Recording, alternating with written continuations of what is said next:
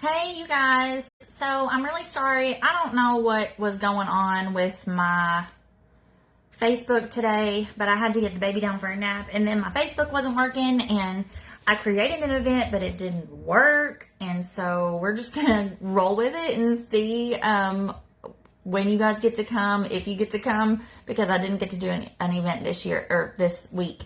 So if you're here with me, please give me some likes or some hearts or whatever, because I'm on the struggle bus today. I've told you guys that I was going to be a little bit late today, and I really appreciate your patience with me on that.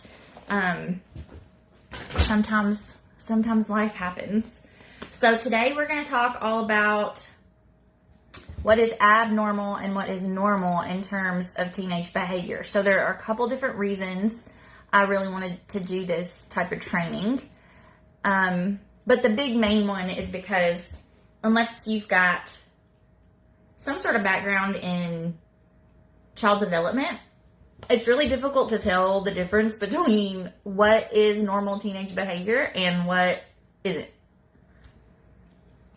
So if you don't take anything away from this training today, besides this one thing I'm about to say, it's this one thing, okay? You know your kid better than anybody else, period. You know your kid, you are your expert on your own child. So you're going to know when things for your kid are abnormal. So as I'm going through here, kind of take this with a grain of salt, because if there's something going on that for your kid is not normal, then it's not normal. But if it's like normal for another kid, just kind of take it with a grain of salt. You know your kid the best, and these things are just kind of overarching type concepts in terms of teenage behavior. So we're going to start with what normal behavior looks like. So I want to tell you a little bit about where your teen is developmentally in terms of brain development right now, because it's really helpful for me to understand that when I am interacting with teens. So the thing about teenage brain development is they have got all of the hormones and all of the drives and urges and thoughts and feelings about being an adult as an adult does, but they don't have the brain capacity yet to understand or project out the future in terms of being able to make good decisions. So it's kind of like your teenager is walking through the world with blinders on, and all they can really see is what is directly in front of them. And that's not a new thing. That is just bottom line developmentally how your kid is supposed to be acting right now. And so whenever your kid kind of has those blinders on, it can be really difficult to figure out what's going on with them, because sometimes kids really shift from focus from their nuclear family to their peer group. And sometimes that shift is subtle, but usually the shift is really dramatic. And if you're not ready for it, it can feel honestly kind of personal for a parent who all of a sudden has this kid who doesn't want anything to do with them. We have this kid that now wants to be with their friends all the time. And the reason we've got that is because we've got a kid that is supposed to be prioritizing the things that are right in front of them, the things that are taking up most of their attention. So generally speaking, the things that are taking up most of their attention are going to be their peer groups. So whenever you're thinking through development of a teenager, you want to think through, okay, is my kid really doing this because they're trying to drive me nuts, or is my kid doing this because, like, developmentally that's what they're supposed to be doing? So long story short is teenagers don't have a whole lot of, it's called frontal, our reasoning spot. Our reasoning in our brain lives right here. So your brain develops, it's called from the bottom up. So you develop from your brain stem, and it goes all the way up through your brain. And so your brain stem, it controls all of your really important functions, right? Your breathing, your temperature, your pulse, all of that stuff. So as your brain develops, not only is your brain controlling these things, but it's also controlling all of these other elements of what's going on with you. And the very last part of our brain to develop is this frontal lobe right here, and that's where all of our reasoning lives, in the the reason for that is because I don't even know how to pronounce that word, but speaking in terms of evolution, we had a whole lot more need of being safe and alive, which lives in our brainstem, than we needed of being able to like do complex math problems, for example. So the reason we can do those things is because we can access our reasoning area. So here's the thing about teenagers. Number one, that part of their brain is not developed yet. Okay? It is somewhat developed, but that part of your brain doesn't become fully developed and functional until you're about 25 years old. So they're working with limited skill set here. So they are, not only is that part of their brain not developed, but the amount of big feelings teenagers have are such that it also makes it difficult to access the reasoning part of your brain when you're feeling really emotional. And let's be real, teenagers are pretty much always feeling really emotional because that is the nature of that developmental stage, because they are basically learning how to be an adult and transitioning from childhood to adulthood in this really, lots of things happen in the adolescent stage, and it can be a lot on a teenager. So I kind of want you to have that understanding, so you understand where these things, these normal behaviors come from. And I want you to understand what makes these things normal. And that's what makes these things normal, okay, is brain development, where your child is in terms of social development, all that kind of good stuff. So you need to take these with a grain of salt and just make sure that developmentally your kid is where you think they are. And you also just want to make sure that you're recognizing what is normal and not normal for your own child. Okay, so we're going to jump right in here, and we're going to talk through the big, main, overarching, normal behaviors of teenagers. So the very first one, I kind of already touched on this once already, but teens spend a lot of time with their peers. That is natural. That is normal. Sometimes it feels really icky for parents to kind of notice that their kid has completely shifted their focus from their family to these kids. And sometimes we have really great peers and we're like, oh my gosh, yay, we're so excited about that. But then we have times where we really don't have great peers. And so the thing about that peer interaction, unfortunately, not only does it trump lots of times their interactions with their parents because of where they are developmentally, but it also causes them to really seek out peer approval. Now, there's lots of different reasons that kids do that, but part of the reason that they do that is because they are trying to set their identity up outside of their nuclear family, outside of you as their parent, which can kind of feel icky, but it's natural and it's normal, and it is only a small part of that developmental phase. Like, eventually your kid is going to turn their focus back to either the family they create in adulthood and or the family that they have, like their parents. So what I'm saying is, this is temporary. They're not always going to be all consumed with their friends. Eventually they will make the shift back. So the next thing is, teenagers are, as a group, they tend to be overly self-conscious and aware and self-conscious about their appearance. Again, that kind of relates back to peers and feeling a lot of pressure to fit in with peers. But again, this is also an identity forming issue, okay? You've got a kid that is trying to forge their own identity and figure out kind of who they are. And lots of times that can leave them feeling kind of really self-conscious, because if they aren't quite like everybody else, which we all know we're all kind of abnormal in our own ways. But the thing about teenagers is they really amplify that, and they really look for belonging. And so they tend to be really self-conscious about their bodies and their experiences. And their appearances. So, lots of reasons they're self-conscious about their bodies. Biggest reason is they have this body that's been doing pretty much the same thing their whole lives. And when when your teen years hit, boom, all of a sudden, this body is doing things that it hasn't done before. Like, or it's making you feel feelings that you haven't felt before, or you're feeling really big feelings. So there's lots of different reasons for that. That being overly self-conscious, we've got this body that's doing weird things, and we've also got this anxiety about peers, and then we've also got this whole personal identity piece of trying to figure out what you want your appearance to look like and how you're going to relate to the world in terms of your appearance. So that's really common for teenagers. It's normal. It is also normal for teenagers to tend either on the side of, I'm going to kind of do what everybody else is doing, or they kind of err on the side of, I'm not doing anything that anybody else is doing and I want to be completely different from everyone else. It usually ends up being one or the other, although the kids that tend to want to differentiate themselves almost always end up in a group of like-minded peers. So then we've also got other very, very common mood issues with teens, okay?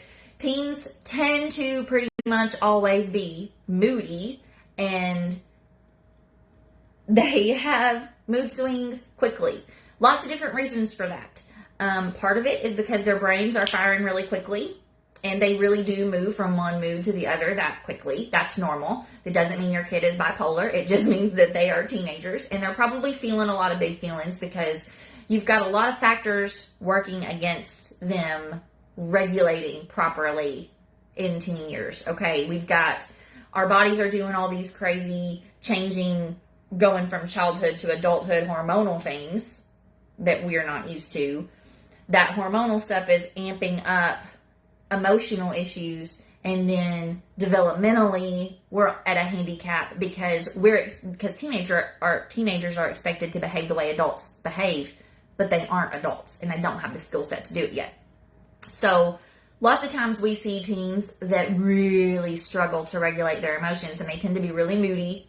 They tend to have lots of different, they tend to have big feelings about even small things. And that is normal. Pretty much all teenagers experience that. In the same way that all toddlers experience that. All teenagers experience that. Also, same deal with risk-taking. Same deal with being impulsive. So those two big issues, they live in your frontal cortex here, all right? This part is not fully developed in your brain yet as a teenager. So your inhibitions are automatically different than what an adults are going to be. You're automatically not going to be able to rationalize out the consequences as a teenager as well as you can when you're an adult. For example, teenagers tend to speed a whole lot more than adults do. Part of that is because their frontal cortex here, where all of their reasoning lives, is not fully developed. And so they don't think through like, oh, well, if I go fast, I might miss this curve and I might hit, all these bad things could happen if I go over the speed limit. I could get a ticket. I could, wreck. All these things, right? They don't think about that. All they see is, ooh, that's fun. Okay? And they get that dopamine hit from it, and it feels good. So teens tend to take risks a whole lot more than other developmental stages because it feels good and it's fun and they can't project out the consequences. Now, sometimes you do get kids that do that are good at that, but still, they still aren't making solid decisions. All teenagers are going to make crappy decisions and they're going to do stupid things, and it's because their brains are just not developed yet and they just can't go through and figure out, oh, maybe this is not a good idea. So, they are often very impulsive. They often take really silly risks. Another thing that teenagers do is they're often easily distracted and forgetful. Again, this has to do with all these developmental things that are happening with your teenager. So they have these blinders on. Okay, they're not paying attention to pretty much anything except for what is right in front of them. Okay, so if they're at school, they're focusing on school. If they're with their friends, they're focusing on their friends. If they're with you, they're focusing on you. But if they're left to their own devices and they're not given specific direction, teenagers tend to get really distracted and tend to be really forgetful because there is kind of so much going on with them during that developmental period that their brains are moving quickly, and so they kind of get distracted easily. That is also a brain development issue in terms of we form the ability to focus and hone in on things more in adulthood than we tend to in childhood. Okay, so the next thing we've got here. It is normal for teens to experiment with alcohol, drugs, and sex, okay? I know you don't want to hear that. I know that's no fun to hear, but that's what teenagers do. And they do it because their reasoning part of their brain is not fully developed and their hormones are going crazy and they are living for the moment, literally, okay?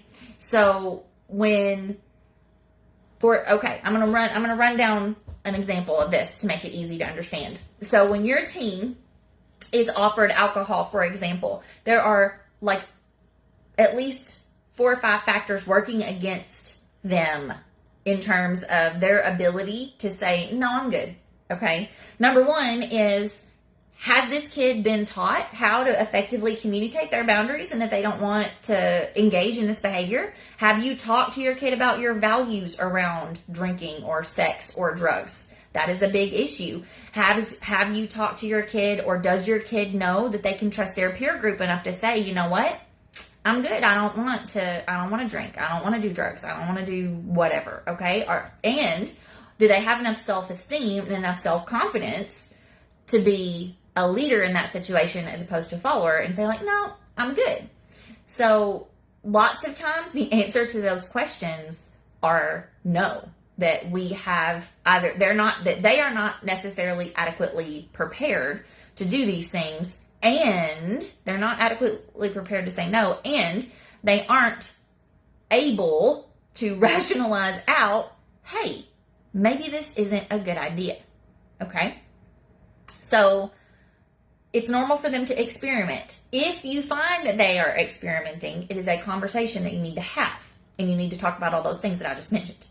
All right, so the next thing we've got is being argumentative or rebellious with authority figures. That is a normal teenager occurrence, okay? It's normal for teenagers to have attitude. It's normal for them to push the boundaries as in terms of what adults will take from them, okay? That is a normal. In the same way that your toddler tests the boundaries with you, teenagers test boundaries pretty much with everybody. They're learning how they relate to the world, and that's pretty much what they do. And teenagers tend to be more rebellious and more argumentative with people that they trust, that they feel safe with, because they feel safe with them, because they know that they are safe. So if your kid has all their fights with you, or they save up all their anger with you, the good news is most likely it's because they feel safe with you. So the very last thing that is normal for your teenager, okay?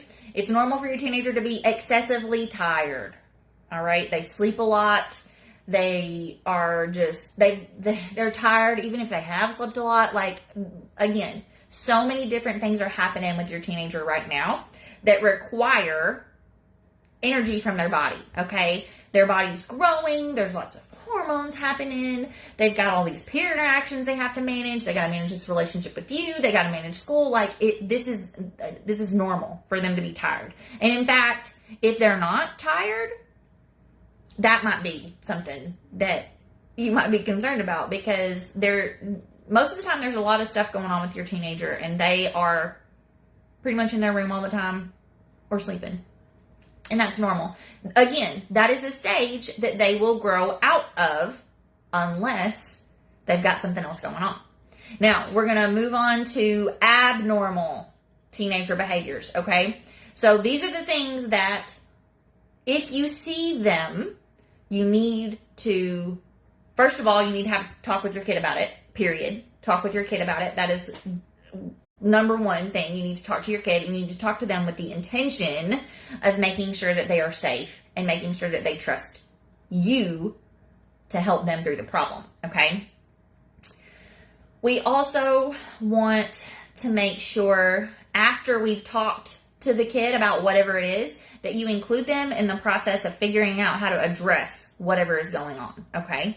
That is essential. Teenagers require a sense of control, and you're going to give that to them by including them in the process for finding help. Okay, so I'm going to read you the things that are not normal, that you look for that are not normal, okay?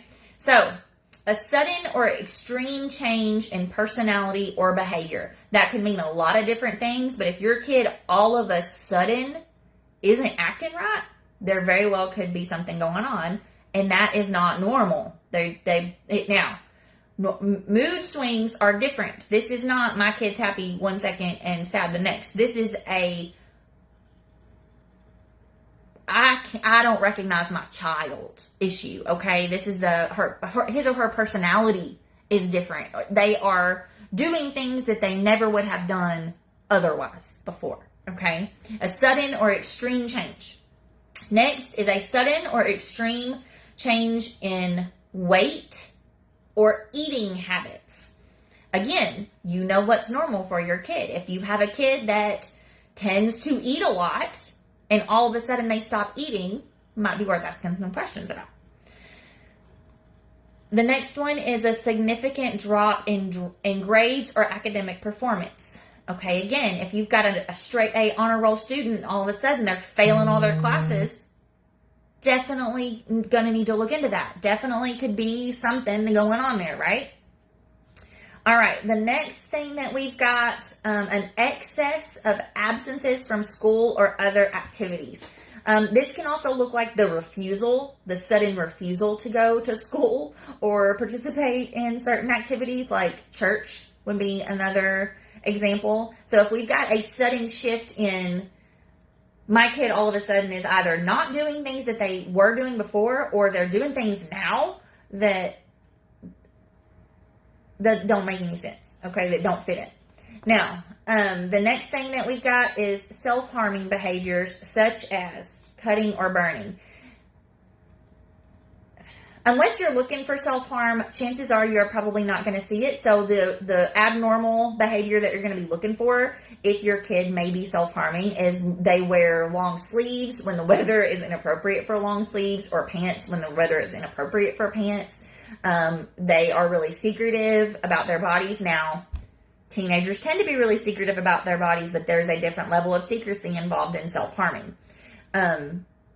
One of the very best ways to figure out if your kid is self-harming or not is to look, to ask, can I please see your arms? Easy as that, okay? So that is not normal. Self-harming is not normal. Now, do a lot of kids do it? Yes, but it is not a normal coping mechanism, okay? The next thing is, all right, experimentation is normal. Full-blown use and addiction, not normal, okay? If your kid, all of a sudden, you can't find them, you don't know what they're doing, their grades have dropped, and they're acting weird, we might be looking at a drug issue, okay? The next abnormal behavior that you would see is changes in sleep patterns or insomnia. Like I said, it's normal for them to be tired. If they're tired, that's normal. It's when you notice sudden changes or they're not sleeping that it probably isn't normal. Next thing that is not normal is extreme anxiety, depression, or suicidal thoughts, okay? So extreme anxiety means panic attacks. Your kid is having panic attacks, that is not normal. People don't have panic attacks unless there is something wrong, okay? Same thing with depression. Teenagers do not cut themselves off from people who are important to them. Stay in bed all day long. Tell you that they want to die, generally, without actually meaning that that's what they want to do, okay? So there's a big difference in normal anxiety and normal moodiness there's a big difference between those things and this, okay? This is extreme. This is disproportionate to the trigger, okay? Same thing with suicidal ideation. Let's say like your kid is in a breakup and all of a sudden like we're in crisis mode. Like we're wanting to commit suicide. Like that's not normal. Okay. And if your kid says, I want to die, you need to take that seriously. All right. Next thing. So forgetting and being easily distracted, those things are normal. All right. Having trouble concentrating on something for a long period of time and or completing a task is not necessarily normal. Again, you know your kid better than anybody else. You're going to know what's normal for your kid and what's not. All right. Next is experiencing intense irrational fears or phobias. So if your kid is all of a sudden scared of something that they weren't scared of before, that could be a sign that something is going on that we need to address. The next one is being overly paranoid or suspicious of others. What this usually looks like is you've got a teenager who is verbalizing concerns about being followed, being watched, people who are against them, things like that. That is not normal. It's not normal for teenagers to be paranoid like that. Now, this is different if they've got a legit reason, okay? What I mean by that is I have seen situations in which kids have been paranoid about things like rumors going around school. That is probably an accurate level of paranoia if something is in fact floating around school about them, okay? I'm talking this is extreme. This is I am suspicious of people who care about me. I am all of a sudden it was really difficult for me to trust somebody, okay? The next thing that we need to look for is engaging in dangerous or destructive behavior. So this is, your kid is, we're not just making irrational, kind of not great decisions like impulsively. We are making flat out dangerous decisions, okay? We are doing things that could get us hurt, get us or somebody with us hurt or killed, okay? It's that extreme. Destructive behaviors is also, we're hitting, we're punching, we're kicking, we're breaking things. Not normal. Not normal to do those things, okay? Is it normal for your teenager to be pissed off all the time? Yes. But when it crosses over into destruction, we have entered abnormal behavior, okay? Then the next thing, or the very last thing, is having difficulty with basic daily living tasks like showering, eating, brushing teeth, dressing, all of those type things. If you notice that your kid is having trouble doing those things, that could be pointing to a significant problem that you need to address also. Now, that's all of them that I have. Obviously, this is not a comprehensive list. It is a general overview of what you're looking for. If you've got specific questions or specific things that you're concerned about that's happening with your teen, I've got lots and lots of experience in telling parents what exactly is and isn't normal with their teen. So you can always reach out to me and I'd be happy to kind of guide you through what exactly is going on. And I'll even help you figure out how to get help if you need it. Obviously, I would be willing to help you if you feel like you're a good fit for my 16-week intensive parenting seminar. I do that solely to keep kids out of residential placement because lots of times by the time parents get to me, there are so many things going against this family that they really feel like residential is their last option. And I'm just here to say, like, it's not, and you can keep your kid home. And if these things are happening and you're noticing these abnormal behaviors, there are things that you can do to address them, and you are not powerless in this situation. So if you need support in that, please, please, please don't hesitate to reach out to me and let me know. So that's the conclusion of our training today. Like I said, it was a broad overview. Bottom line is, you know your kid better than anybody else. So if you notice a sudden shift, okay, this is all of a sudden my kid is behaving this way, that is when you need to be concerned. So we are going to do another poll on, I think I'm going to start doing it on Monday, y'all, because I obviously can't get them done on Sunday. So we're going to do another poll on Monday, and we'll figure out what our training is going to be for next week. Otherwise, I will see you guys in our group, and I'm so happy you got to see this training. And if you're watching the replay, Please drop in the comments that you're watching it so I can keep track of how many people have got to see it. If y'all need anything or I can do anything to support you this week, please don't hesitate to reach out and let me know. I'll see y'all later.